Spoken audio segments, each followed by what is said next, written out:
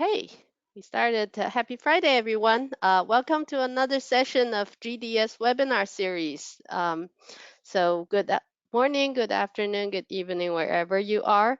One thing about the pandemic is that now that we are all in the big meeting room together, so regardless of time and location, that is definitely nice. A little bit of introduction before we get started with the presentation. We are, let me see, here. We are hosting, this is our 10th GDS webinar, and we have been we have been hosting webinars ever since the cancellation of the APS March meeting. Now that I think we have been sustainably and successfully hosting a large list of invited keynote talks, we intend to continue this habit going forward. All of the past presentations have been uploaded to our YouTube channel. If you search for GDS APS, you will see all of our past webinar recordings. And of course, if you have new ideas about new topics and new webinars, we are very open. Please feel free to reach out to us if you have any thoughts, any topics to share, or any thoughts to recommend to a speaker, please let us know. So as a very young unit, the newest unit of American Physical Society, we are on social media, so you can find us from LinkedIn, Twitter, Facebook, Slack channel. You can also send us emails, gds@aps.org. We really look forward to hearing from you. Our topical group is established to promote the connection between data science and physics, research and education. And we're also here established to serve you. So if you have any need, any request, questions, please feel free to let us know. So for today's event, we have a very, very special invited speaker, Victor Bapst from Google DeepMind. He will be discussing the very recent Nature Physics article where he discussed the predictive power of graph neural networks in predicting dynamics from static structures in glassy systems. So personally, I am very excited about this topic, and I hope you find it interesting and also enlightening too. And before I turn to Victor, I wanted to give you a sneak peek of our upcoming event. In 2 weeks, we will host the next GDS webinar focused on thermodynamics and learning. We will have 3 invited speakers. We have a QR code with a link to registration. So if you hold up your phone to that QR code, it will take you directly to the registration page. So please feel free to also forward this to whoever you think might be interested in the topic. And yeah, please feel free to also follow us. And with that, I will, let me see how I go back. I will go ahead and introduce our invited speaker, Victor Bapst. So Victor started with a PhD in theoretical physics, studying quantum disordered systems with applications to quantum computing and random optimization problems. After a postdoc in discrete math, he joined DeepMind 4 years ago, where he worked on data-efficient reinforcement learning, transfer learning, and graph networks. Recently, he joined DeepMind's science team, where he combined his past and present interests with this particular project, combining graph nets with glasses. So with that, I will turn the presentation right over to Victor.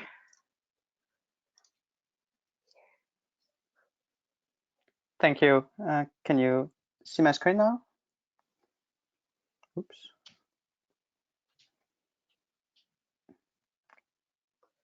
Are you seeing my screen? Is everybody seeing my screen? Let's see.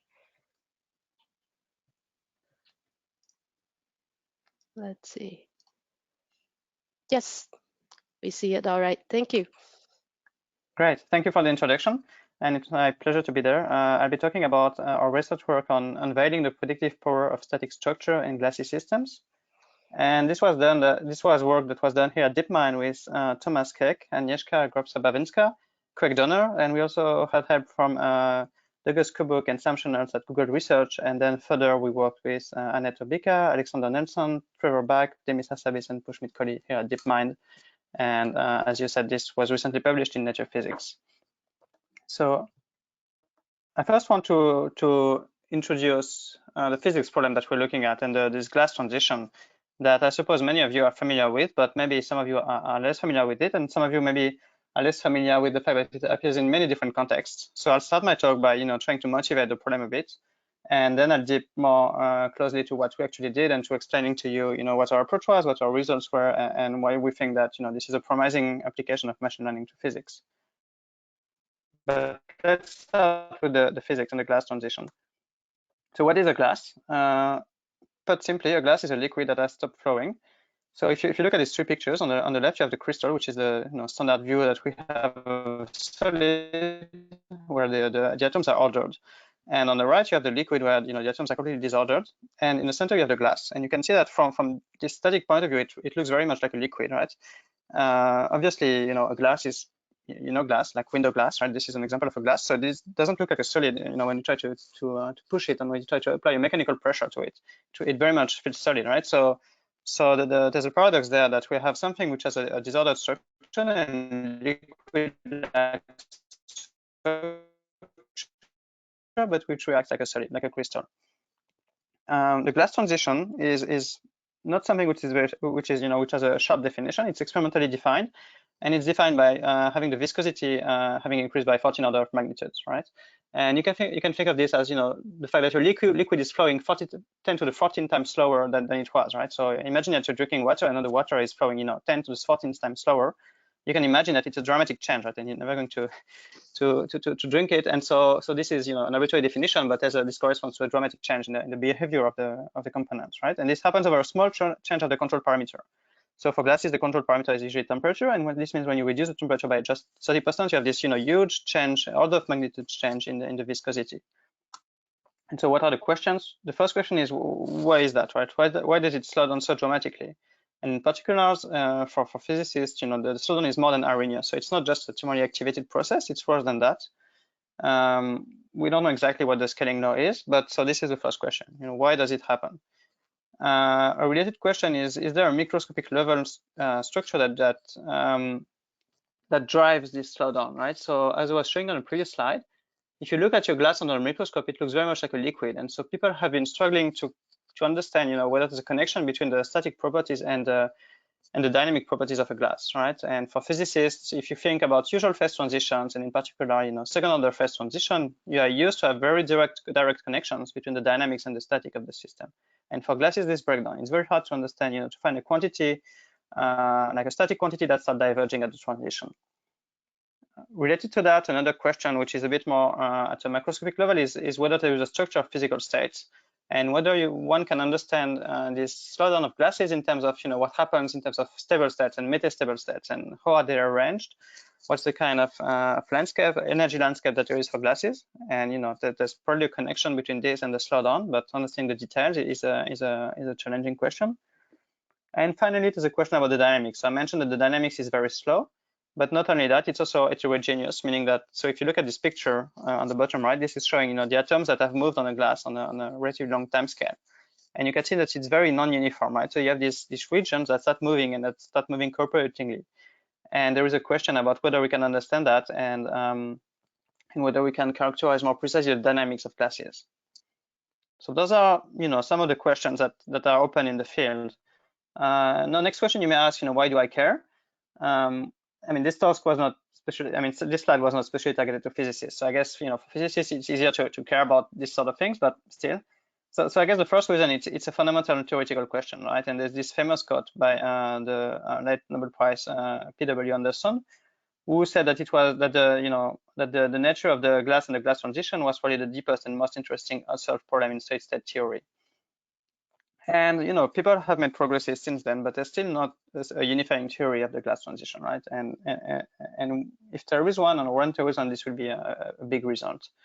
And I guess the other reason, and that's where I want to go now, is that this is not something that just concerns structural glasses, and that's something that occurs in a wide range of systems. And so if you can understand the transition better,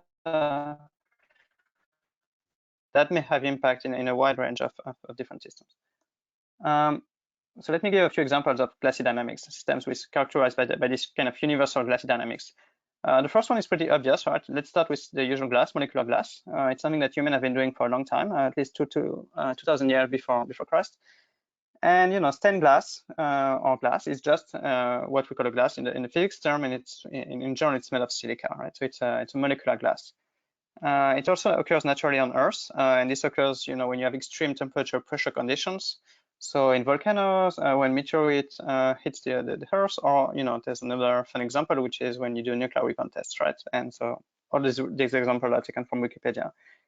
And it's something that can occur with many materials, and which is very, common. For instance, amorphous ice, so which is, a glass made of water. So water which is solid but which is not crystallized, which is disordered, is the most common structure of water in the universe, right? And so if you take, for instance, one of the moons of Jupiter is made primarily of this, which may be a bit hard to conceptualize, but this is to say that this is something which happens very naturally and is present in a lot in the universe. Another example, second example, are running. So this is obviously very different systems. Now we're talking about polymer chains in a cloth, and what happens when you iron a cloth is that you are bringing the fabric through the glass transition of the polymers, right? So because under the iron you are at high temperature, things become much more mobile, and then you can impose a mechanical force which makes the shot clean and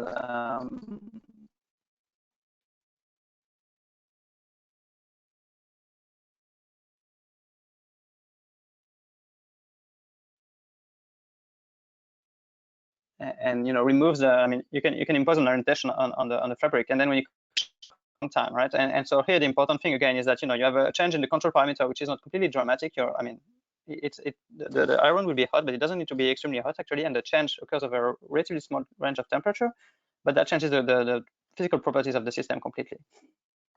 Another example is jamming. So jamming is the version of the glass transition where you don't really have temperature. So you can take atomal systems such as sand, for instance, or hot spheres, or systems which are not defined by temperature and which cannot be in close contact. And these systems have a very similar phenomenology to glasses in that. So here the control parameter is not usually temperature; it's density.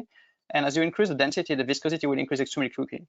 And that's what happens, for instance, when you build a sandcastle. You pack the sand together, and it stops moving. And it stops moving because it goes through the jamming transition, and this prevents the further movement of the particles.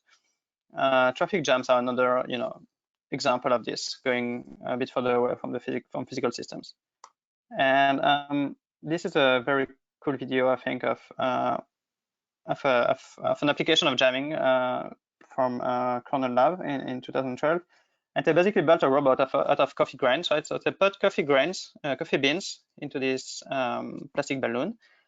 And you have the robot can just control the volume of the balloon, right? And what it's going to do is change the volume by 1%. And when you change the volume by 1%, you're compressing the beans slightly, but they go through this jamming transition and they get completely rigid, right? And so I think you can see it a bit better afterwards what happens. But basically, you can put the thing on an object and it's completely it's very flexible. And then when you do this, the robot will just pull this 1% of air out of the plastic bag.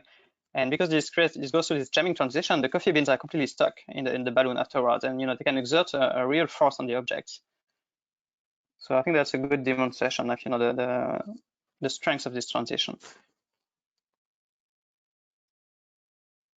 So moving on to the next application, in biology, people have been looking at whether there are things that resemble the glass transition in the human body in particular.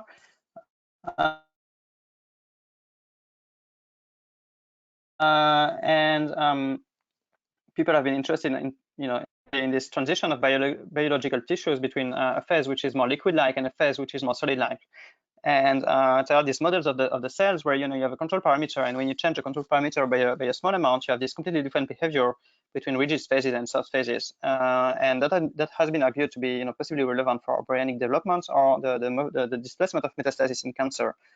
And again, here I think the thing to emphasize is this interesting phenomenon where you can have a control parameter which doesn't change by a large amount, which is something that you might naturally expect to be the case in a body, right? You have a control parameter. You don't want to have a model of the body where the control parameter needs to change by order of magnitudes, but where the effect, where this leads to completely different physics. Then moving a bit further away from like from physical, well, for physics, let's say, moving into computer science and discrete variables. Take a class model, and you instead of having continuous variables, just having discrete variables. The natural extension of this is to end up with the so-called spin glasses, which field of physics, still are a field of physics, and which was solved in infinite dimension in the 80s.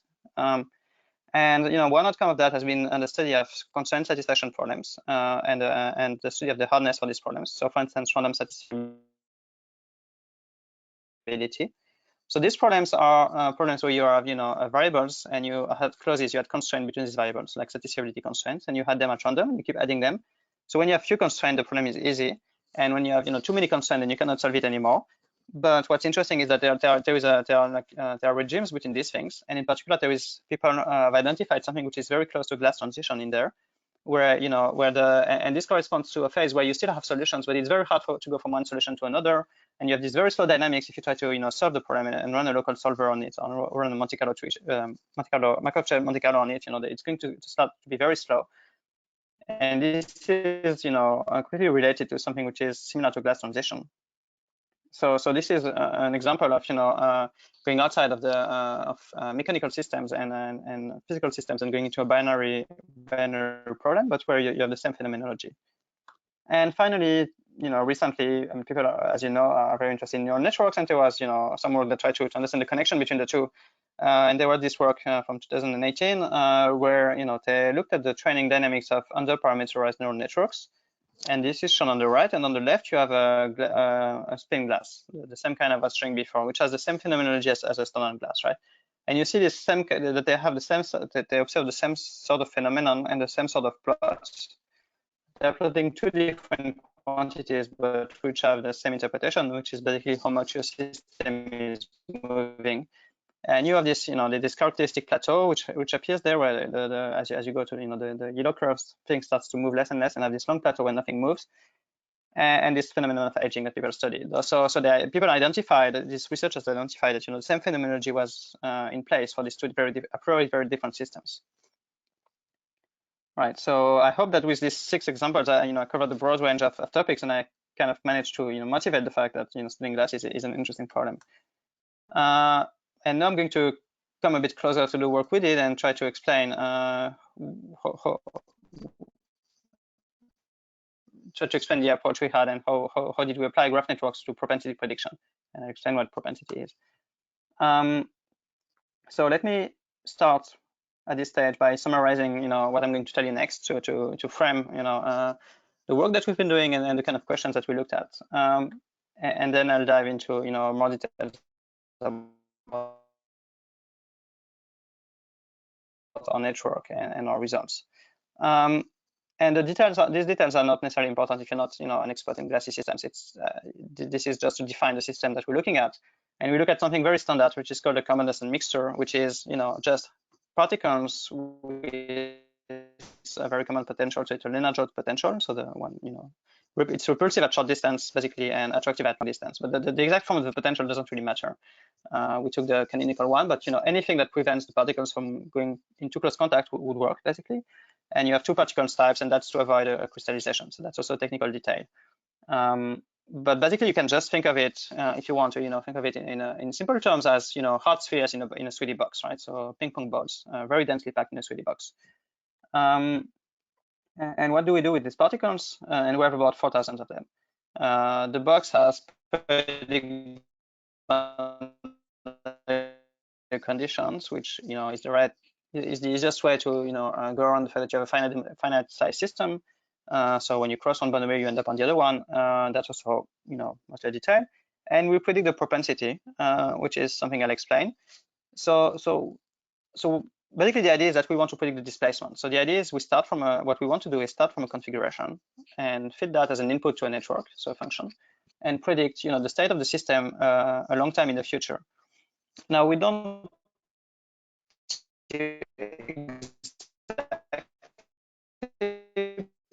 predict that, and what we do is that we average over some initial velocities. So instead of the velocity, we just simulations for that is to remove the part of the dynamics. So some of the dynamics will be hard to predict a priori because you're looking very far in the future, and depending on your initial velocity, you might end up in slightly different places, and predicting the exact place where you end up might be a very complicated question, or as the time grows, an impossible question. And this is similar to, for instance, chaotic systems, where if you look very far in the future, it will be very hard. Yeah. Sorry to interrupt. Some people are having some network difficulties with hearing you, and so we think it may be video. So maybe if you turn off your video, we may we may do a bit better. Sorry to interrupt. Okay. No problem. Let me know if that works better. Yeah, that does seem to be better. Let's hope. Great, thank you. Sorry about that. So yeah, so basically the propensity is a way to remove the unpredictable part of the motion. And if you think about a chaotic system, that would be removing the part which is the chaotic part and keeping the part which is deterministic. But again, if you want to simplify the picture, just think that you are predicting the displacement of the particles a long time in the future, and that's a correct, simpler way of understanding what we are doing. And then we train at different temperatures, and as we go to cooler temperatures, the system becomes more and more glassy. That is something that you can see on the bottom, on the top left panel, where you see the movement of particles. So red is something which is almost a liquid, and it goes from at short times. So this is a log-log scale of the displacement as a function of time, log-log plot, and at short time you have a ballistic displacement because particles move independently from each other, and then at long time you have a diffusive behavior. And as you cool the temperature, you go to the blue curve, then you start to see this plateau, right, where things don't move anymore. And this is the glassy regime. This is the interesting regime, and this is where we are going to make a prediction. Right? At very long time, you always have a diffusive behavior, and that's like due to very fundamental laws of physics. But this intermediate regime where the dynamics stops the part, which is interesting. And so what we found is that our approach outperforms pre-existing methods across a wide range of conditions, and that I'm going to show you that we can analyze the working of our networks. And in particular, we can extract correlation lengths from it. So let me mention related work. People had been looking, and some of our collaborators had been looking at applying machine learning to this sort of predictions. The main difference is that the network that had been used were less sophisticated. People were basically were using almost exclusively SVMs, so support vector machines, which are a method where you need to handcraft features and you feed them to the model, and this is something which is basically doing a bit better than a linear regression. There was some work recently applying more modern networks to the problem that was published about the same time as ours, but on a different task, and I would say a simpler task. And then in our work, we also compared to a variety of physics-based approaches, and there were a couple of physics heuristics that were proposed to do this sort of prediction. And I will explain later on how we compare to those, and how we should be comparing to those as well, right? So let me now go a bit into the type of networks that we're using, because I said we were using a graph network, and again, I don't know how many of you are or are not familiar with this. So let me start. So I just want to briefly introduce the ideas behind this, and to present some of the forms under which you might find this sort of networks, because one property of the machine learning literature is that there are lots of variations over existing ideas, and sometimes it can be hard to understand whether the variations are meaningful or whether they're just small changes over a common idea. And so that's what I want to try to do here.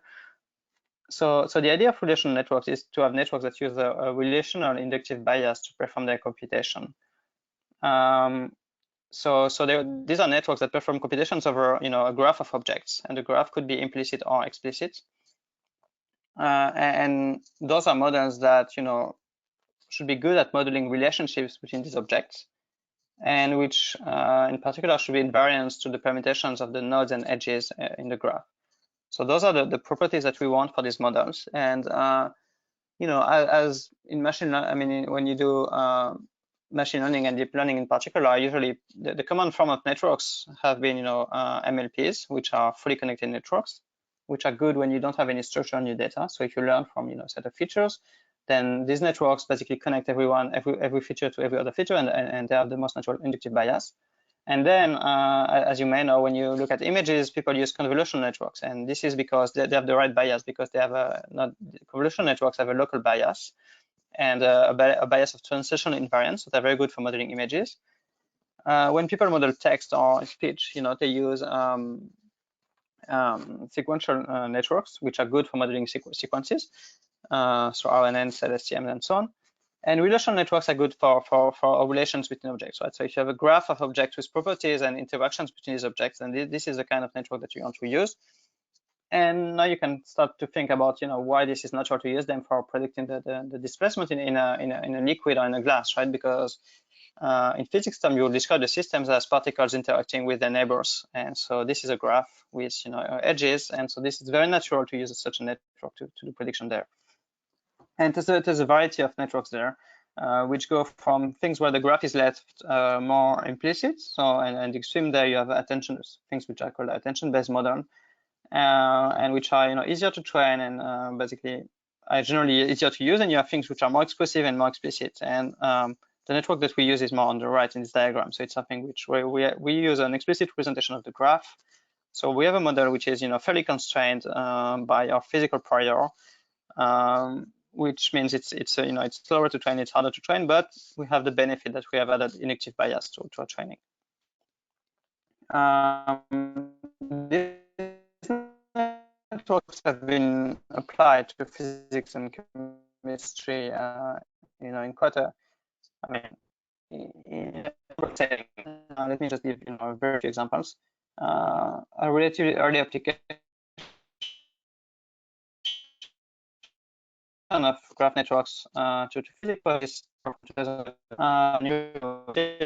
and so they just fed that to a graph network, and the graph network was trained to regress properties of these molecules that were obtained from DFT. And as you can see on the top right panel, the idea was that a neural network is much faster than running DFT, 5 orders of magnitude faster, and you can get pretty good accuracy on this. So this is a prediction task on molecules. You can also use that, so getting a bit closer to what we do, you can use that to learn, to simulate particle systems. So this is a recent work from colleagues at DeepMind, where to predict, the dynamics of water and of various fluids. So this is not the real physical dynamics. This is obtained, via game engine. But you can see that you get pretty good rollouts in the future for this, right? So on the left, you have the ground truth, and on the right, the prediction of the network.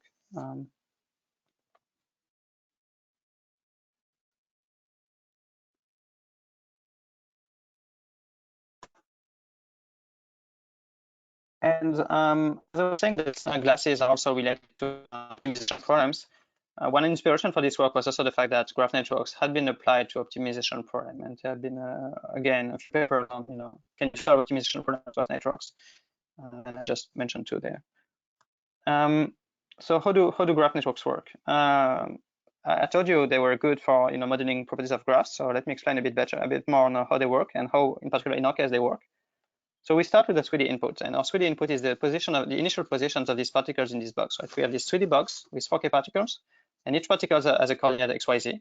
And this initial stuff, so yeah, I think I went a bit fast in the beginning. So this initial configuration is obtained from equilibrating a system, right? So we fix the temperature, we equilibrate the system by running molecular dynamics for a long time and the usual procedures, and we obtain a start configuration, an initial configuration.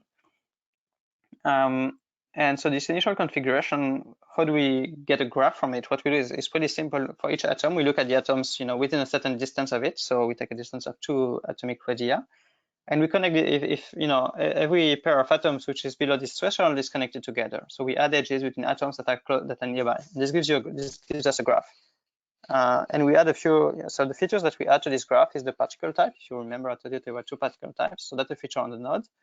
And on the edges, we have a feature which is the direction of the edge, right? So the XYZ coordinate of this vector that connects the 2 atoms. And that's a graph with, one feature on the nodes, which is the type of the nodes, and a 3D vector on each edge, which is the direction of the edge. And then we feed this graph to the graph network, and I'll explain in the next slide how this works.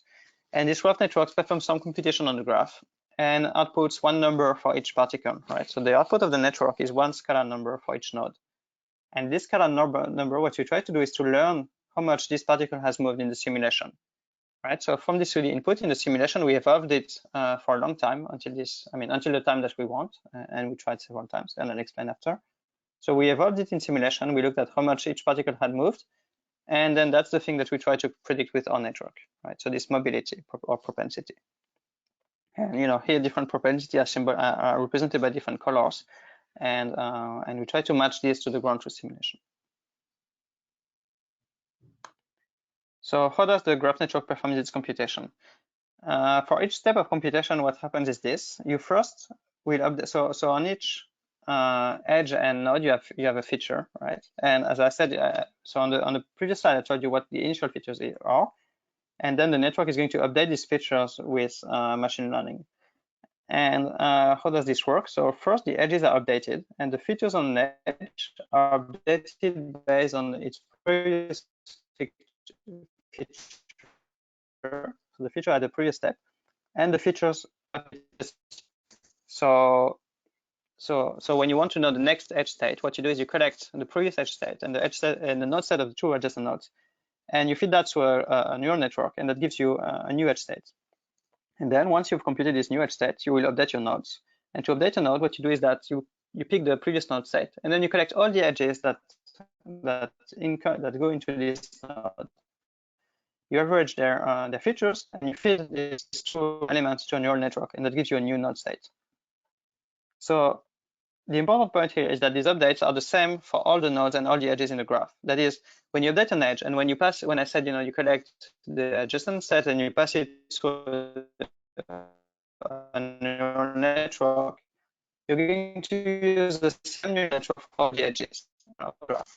Update function that you use for all the edges, and the single update function that you use for all the nodes. And the invariance over the permutation of your graph and what gives you the right inductive bias, right?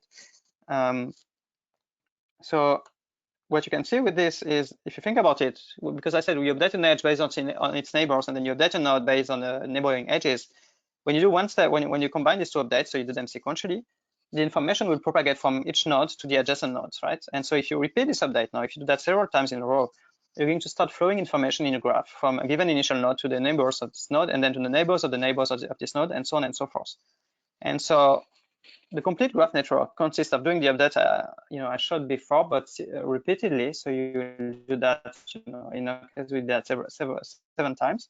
In this diagram, it showed 3 times. And as you do that, the information will propagate in your graph. And so the information about, in particular, you can think of it as the particle will move or not, get an initial guess for its neighbors. And if all the neighbors are mobile, then you'll maybe find the particle in the center is so very mobile. And that's the kind of computation that the graph network is capable of learning and of doing, because it can propagate this information in a graph.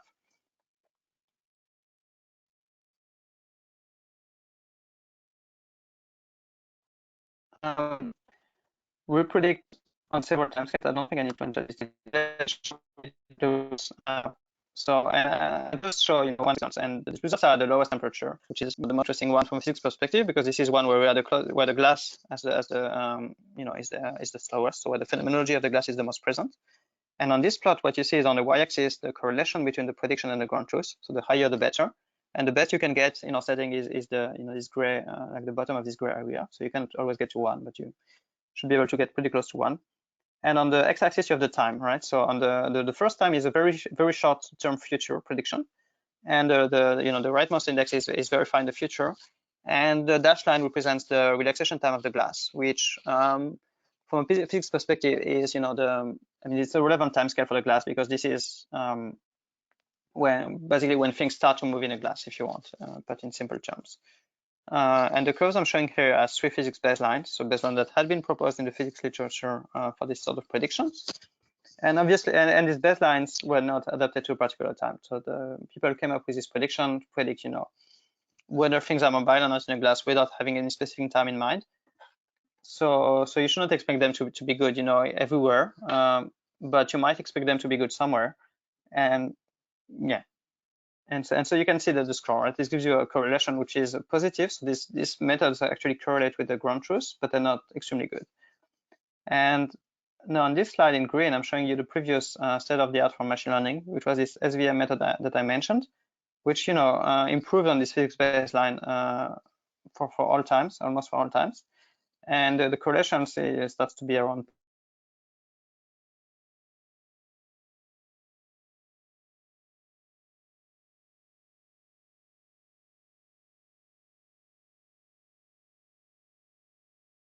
0.4 or a bit. And you can see that there are 2 things which are noticeable, I think. On very short times, it gets a perfect prediction. And so the very short time is not very difficult to predict, actually. So it's not completely surprising that you can get a very good score there, because you're predicting very short future. But the fact that only this network can predict it shows you, I think, the fact that the inductive bias that it has, and the thing I was trying to explain with the way it does its update based on edges and nodes is very well suited for a physics problem, right? And it's basically capable to learn the dynamics at very short times. And then you can see that the performance degrades as you get to harder, to larger time, which are harder, and then increase again. And it's significantly higher, larger than the other methods, both the physics baseline and both the machine learning baselines. And if you look, so you may, numbers that can be a bit hard to interpret. I mean, we looked at several metrics, and all the metrics are consistent. But another good way to visualize this is to look at, the samples from our systems. And so here, what I'm showing on the first row, you have ground truth samples, and this is going from short times on the left to longer times on the right. And so the color indicates whether things are moving or not, right? So on short times, you have a very short correlation. So you have some islands, I think, which are moving more, and things that are moving less. And then as the time increases, you have these longer correlations of larger regions that start to move together. On the second row, you can see the prediction of the graph network, and you can see that it's visually very similar to what you get from the ground truth, right? And on the bottom the bottom row here, the prediction from the physics method, which works the best for this second column, right? So for intermediate times. But even there, you can see that it's nowhere near the prediction of a launch model. And so we had I mean, this is not the only system that we studied, and we had we have a bunch of other systems. We studied in particular different temperatures. We showed that we could generalize our results across temperatures. So we can train our network at a given temperature and evaluate it at a lower temperature, for instance. And we looked at another case which is interesting to people in the field, which is the atomic case. So when you apply a mechanical constraint to glass, can you predict where it will break and where things will move? But I don't want to enter details too much, because I want to move to the analysis of our network. And the question that we were asking here is, can we go beyond quantitative evaluation of our network? And how can we do that? There are several ways to do that, and I'm not going to mention them all here. We have a lot of results in our paper and in the appendix, if you're curious. One thing you can do is train minimal models on the data to understand the baseline performance on the input data. And I think that's something which is very important to do in general, especially when people do deep learning, is to start with something simple and to report the performance as something simple, like a linear regression, for instance. Because this can give you a very good idea of what's in your data and how much is your network learning above this, and it's much easier to interpret. Another thing you can do is train models with simplified inputs. So ablation studies, where instead of feeding it the full input, you feed a simplified version of it, and you see whether performance degrades or not. And in particular, what you may find is that some features you can remove and the performance remains the same. In which case you can deduce that this feature is not useful or is maybe redundant. And on the other hand, if when you remove a feature, the performance degrades completely, then you can deduce that this feature was useful for the prediction. So this is something I'm going to show a little bit after. Actually, yeah, this is something I was planning to show, but I think I'll skip. So we also did that. Another thing you can do is train variations of the model architecture or modify the hyperparameters. So this is related to the point before, but then you don't change the input, you change the model. And again, as you change the model, you may be able to identify what are the critical parameters for the performance, and from there infer something about your problem. And finally, and this is what I want to talk the most about, is one thing you can do is pre-train your model and not retrain it anymore. So you pre-train the model and you freeze it, and then you modify the inputs and you look at how does the model deal with this modification, how does the prediction change, and I will try to convince you that you can learn something from this. So I'll skip the first part about the ablation study because I want to spend a bit more time on this. So with graph networks have a very nice property, which is that the prediction for a node. So here I'm going to focus on the prediction on the central node in this little diagram, and you can understand the prediction of this node in terms of the neighborhood of this node, right? So there's network 3 times. Then all that matters for the prediction is the graph at distance 3 from the central node, right? So you can construct from the big graph that we constructed in the beginning that was made of all the particles. What we do is that we zoom in on a particle of interest, and we only keep the part which is at a final distance away from this one. So the distance that corresponds to how many times we apply our network. And we can modify then this graph and still consider how the network reacts. So to say it differently, in this example, normally the network would need to take the full, I mean, in theory, our network would see the neighborhood of a particle up to a distance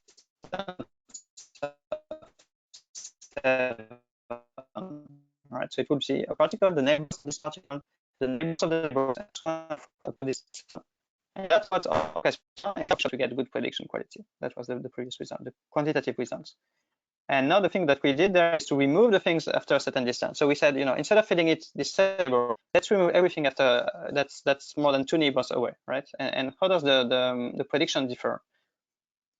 And this is going to tell us something. And so these are the results. We can, I think here you can focus on just one single temperature. Let's just focus on the bottom right, which is again the lowest temperature. And there's 3 colors here. So let's start with green. Green is the very short time. And on the very short time, what you see is that, and again, so on the y-axis, you have the performance of the network, and on the x-axis, you have how many shells of neighbors you considered for the prediction. So the network was always trained with 7 shells, so the rightmost point. This is the performance that we had and that I showed on the previous curve. And as you go, to less shells, you are removing more and more neighbors from the particle that you are trying to predict. And on the green curve, what you see is that you can remove almost all the neighbors and the prediction remains very good, right? And in particular, with more than 2 neighbors away, so more than 2 shells, you see the prediction is almost flat after that. And what this is showing is that when you do the short-time prediction for how much the particle is going to move, you don't really care about the neighbors, more than, which is very natural from a physics perspective, right? If you're looking at the dynamics on a relatively short time, then what's going to happen is that each particle is going to move and bounce onto its neighbors, and maybe bounce a few times, but that's all. And so you don't need to know anything about the particles which are 3 or 4 particles away, because this is irrelevant on short times. And this is exactly what the green curve is showing. And now when you go to the orange curve, which is the one on the glassy regime, you see that the picture is very different. And now if you remove things which are at less than 4 shells away, then the prediction changes a lot, right? And the quality of the prediction starts to degrade. And you can see that on this curve by the fact that this orange line, which corresponds to this ablation study, decreases strongly when you go below 4 shells. And so what this is showing you now is that the network has learned to use the particles, which are more than which are a distance 4 neighbors hop or less away from a given particle to make its prediction. And so this is a way to understand. So the green curve is a way to show, that at short times you don't need to know anything about things which are far away.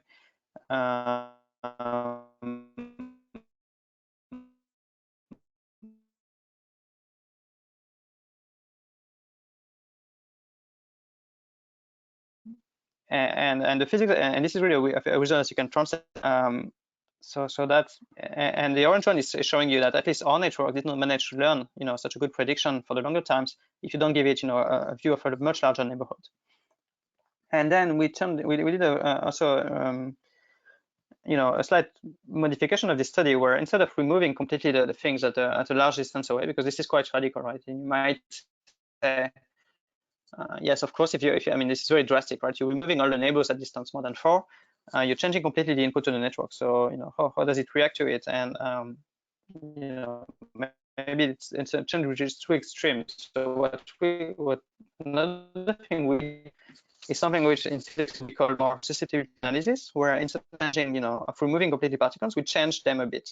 We change properties a bit at a given distance. So what we did is, on the second and the third shell, what we did is increase a little bit the distance between the particle on the third shell to the particle on the second shell, right? So give a bit more space there and move them a bit and try to see whether this affects on the prediction in the center.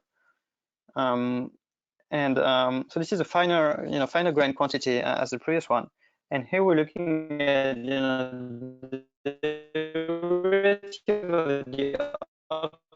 the network with respect to this perturbation. In physics, is the answer is for a sphere of particles at a given distance. And so for 3 temperatures, maybe let's start with, let's start with the easiest. The easiest is the green curve, and on all these curves, so the green is a short time. And similar to before, you have a very short, so here the y-axis is showing you, the susceptibility. So how much does the output change when you do this small change at a given distance? The distance being on the y-axis, on the x-axis, sorry. And so the green curve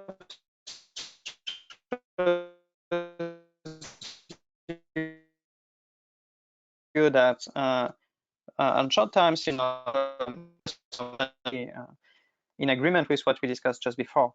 But the interesting thing is this orange curve, which is this glassy relaxation time. And if you look at this on the top left, which is at relatively high temperature, right? So T equal 0.5, which is where the glassy dynamic starts to appear. You have a quick decay of this susceptibility. So it decays. The curve is a bit higher than at short time. So there's a bit more effects of the distance of the neighbors at a distance. But you have this quick decay, and after with 2-3 strands, then you have most of the results there, and then it doesn't change much. So you can do this small change further away. It doesn't really translate in the prediction change.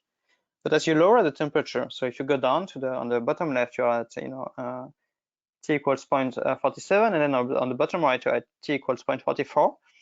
So you're reducing the temperature, and if you look at this orange curve, you can see that it's getting, it has this bump around 3-4 shells, and which increases as the temperature goes down.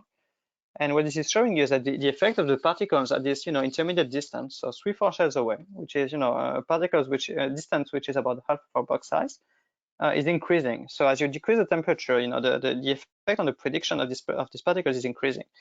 And what we deduce from that is, if you think about physics and if you think about, ordinary phase transitions, this is the sort of procedure that you use to define a phase transition, right? You do this kind of diagram. And what you would find you would fit this orange curve with an exponential, basically. Obviously, it wouldn't work because it's not an exponential, and probably have some reasons for that.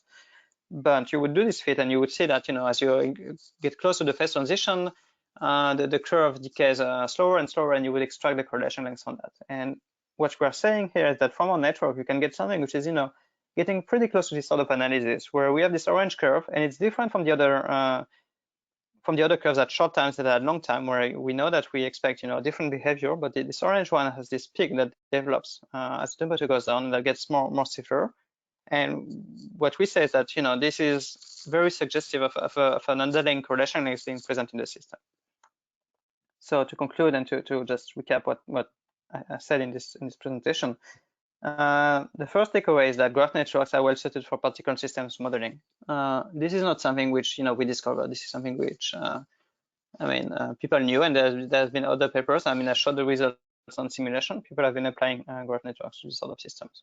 But I think that's an important message if you're going to start doing machine learning on particle systems. I think the inductive bias of graph networks is really useful there. One thing that I want to emphasize is that we did not directly learn a simulator. So if you remember when I talked about the propensity, I tried to explain that we're not learning exactly the position of a particle in the future because we think that that would be very hard. But we learned the cross-current version of one. So we basically we averaged over the non-relevant degrees of freedom, and we try to learn the relevant degrees of freedom of the particles.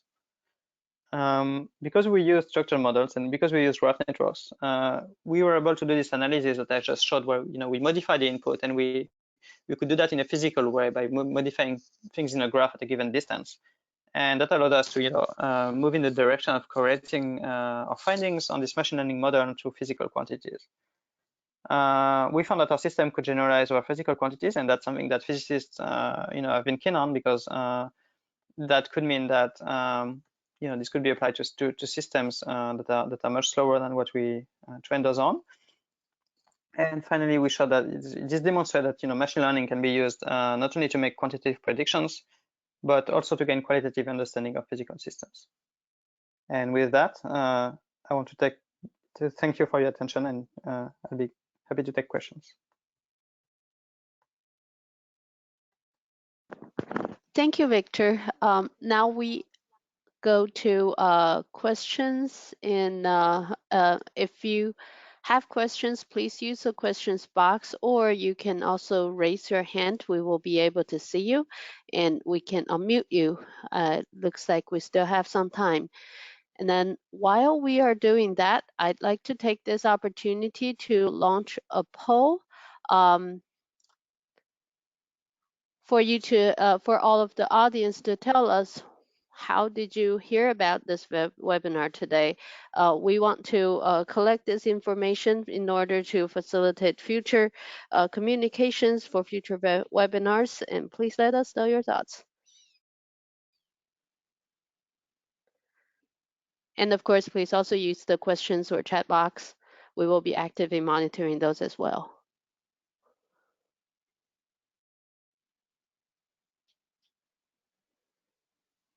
All right, let's see. All right, let me go ahead and close the poll. Thank you very much for your response. We have more than half of attendees saying that they have heard of this webinar through our GDS email. So we will definitely be continuing to do that. And then now let's move on to the questions. We have already questions coming in. The first one comes from Qian Liu.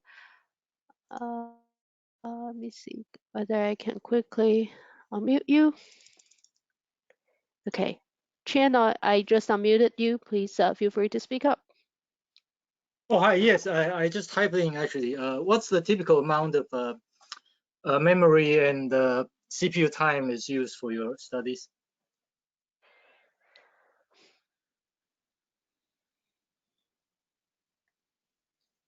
Oops. Victor, can you hear us?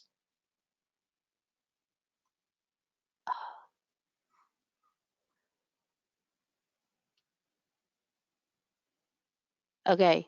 Victor, can you hear us now? Yeah, that's a good question. Do you hear me? Yeah, yes, you hear me? Yes.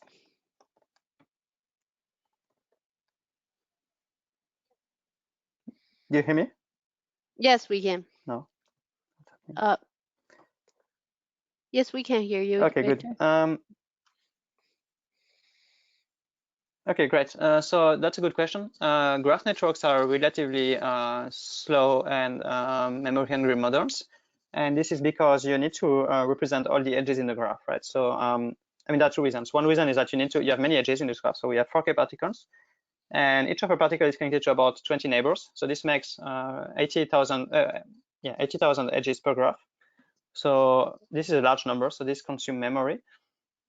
And so the memory we use is, I mean, you can work it out from just the parameters we tried in the paper, but it gives you something which is, of the order of the 10.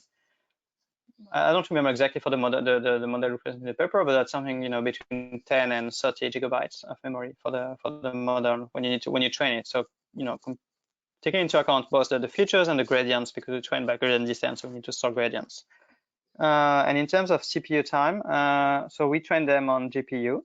So we have a library, a public, actually, open source version of our GraphNet library that works on GPU with TensorFlow, and it's not extremely slow. So for the training, to get to convergence with the best models as presented in the paper, it probably takes about a day. But you could get to a very close performance much faster. I mean, if you're happy to lose 2 to 3% of performance, you can probably get there in a couple of hours, or maybe a bit less. And on CPU, that would mean probably in less than a day. Okay. Great, thank you. Yep. Let me move on to the next one, Alexander Wagner. I am trying to unmute you. Oh, yes, there. Great, thank you. I always had a question. So in order to train your network, you start with MD simulations, and you said you have a number of different initializations for different initial velocities. So my question is just how much does the evolution of your class change if you change for different realizations of the initial velocities? Yes, that's a very good question. The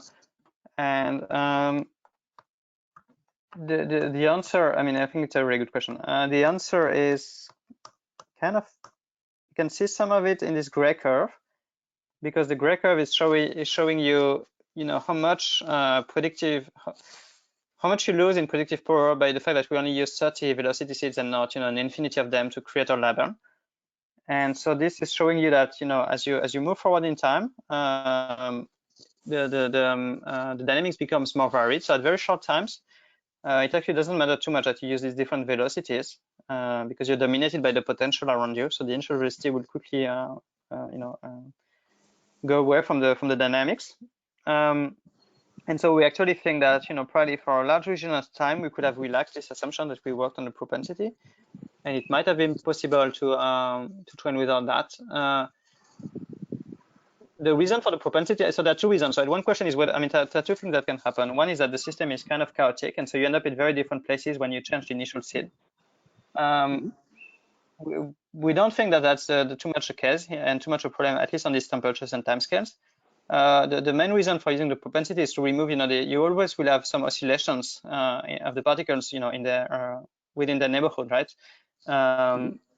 And that's something that can be problematic for the predictions. So that's probably the source of the fluctuations on the glassy timescales are not really like some chaoticity where things end up in very different places, but it's more than if you look at a given time and then you look shortly after, then things will have moved quite a bit because they're just oscillating around their kind of equilibrium position.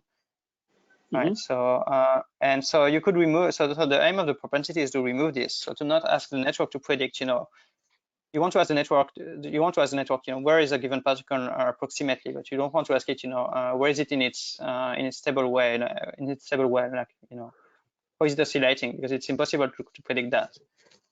So you could remove that by various ways. We did that by the propensity because that's something that had been done in this in this physics paper that we compared to. But if you were to average the displacement over a short amount of time and use that as your label, that would probably work similarly.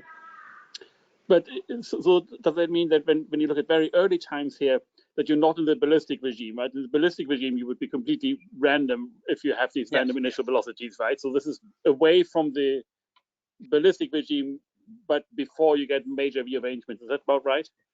Exactly. Yes. Correct. Thank you. Okay. The next question comes in from Ashesh Ghosh. Hi. So very nice talk. I just want to know about how do we physically think about the differences between propensity and softness? Are they correlated? So softness is the name of this machine learning quantity that people computed with these SVMs. So the softness is defined as the output of this network. So people train these SVMs, and they didn't train it on propensity. They trained it on something different, which was so they were trying to predict. So they had a binary classification of whether particles are involved in a rearrangement or not, and they try to predict that. And they predict that through a continuous number. So they basically have this network predict a continuous number and then classify based on this continuous number whether you are going to be in a rearrangement or not. And softness is defined like that. So if you want to, I mean, roughly speaking, softness is a proxy for, you can think of it as a proxy for propensity. But the difference is that propensity is something, is a physical, I mean, it's something which is physically defined, and softness is something which is learned. So it's it's a feature. That makes sense. Okay. We have our last question coming in from Matthias Rupp. Can you hear me? Oh yeah. Yes. Okay, great. You might have partially answered that question already in the velocity question. I understood that to construct the graph structure, you use a cutoff distance. And my question is if this introduces noise. For example, I'm thinking of two atoms which are almost at the cutoff distance, and in one input the atom is inside, and the next it's outside, so it's fluctuating. And that kind of phenomenon should introduce some noise on the inputs. Would you is that what do you think about that?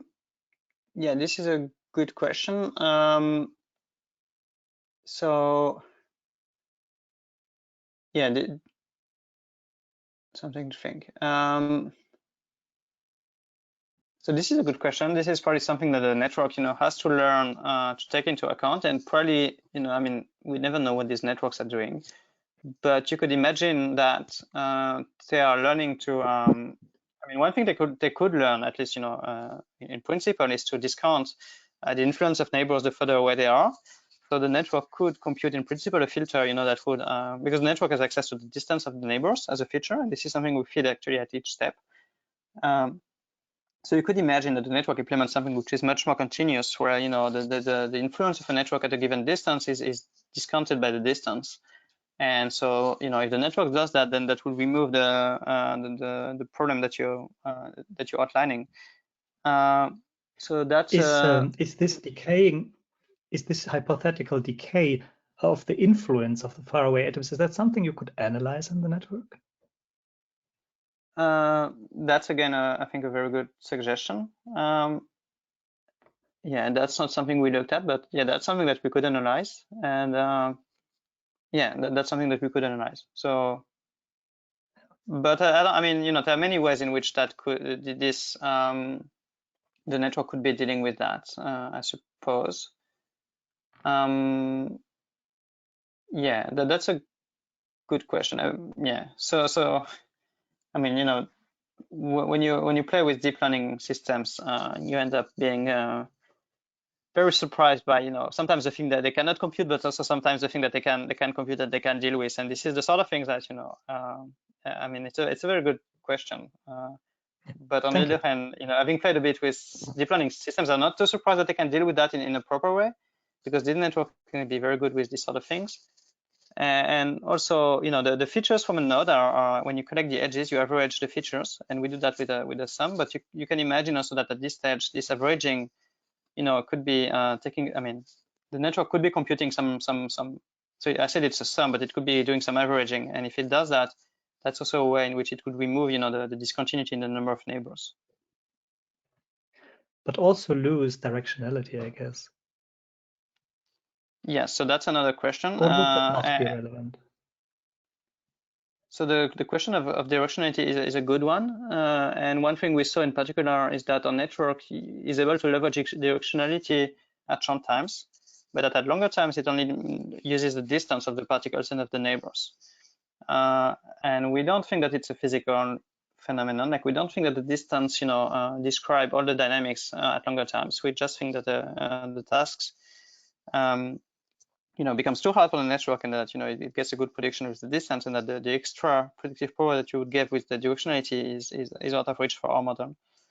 Yeah, one thing to say is that there are recent models of graph networks that are maybe better at leveraging directionality. So I think that's also an interesting area of research, of current research, which is to create models that are invariant, which are the right invariance to rotations, and which are able to leverage better the direction of the input. Yeah, there's quite a body of work on that, right? On the invariances or covariances for this type of model. I'm more familiar with the with applications in the area of chemistry, let's say, but there at least this question comes up regularly, right? How you can include the right invariances or covariances, and perhaps this could be interesting here as well. Yes, I agree. So there's been a recent work. I mean, yeah. So there have been works on covariances plus graph networks. I think this is, less studied, and I have in mind a very recent work from this year, which does something like that, and they get better prediction on chemical data, as you were saying. So that's something very interesting. The only drawback at the moment is that, at least in the approach that they proposed, it gets even more expensive to do the computation. So by introducing this additional invariance, you're making the computation that you have to do a bit more complex, and this means slowing down the computation. And that's a general trade-off with this network, so that the more inductive bias you put in, it's hard to put in more inductive bias without paying a cost in terms of speed. Because at the end of the day, you run on a GPU, which is going to doing matrix multiply. Yeah. Right. Yeah. Thanks. It's a very good question. Yeah. Thanks for your answer. Thank you. Yep. All right. Thank you, Victor, for such a nice talk, and thank you to all of the attendees for really interactive Q&A. So with that, I want to also remind everyone that we have in 2 weeks we have another webinar series about thermodynamics and machine learning. So please stay tuned, and please we will be also sending everyone the recording links. So please also check your email. So with that, I want to thank everyone, and happy Friday, and have a good weekend.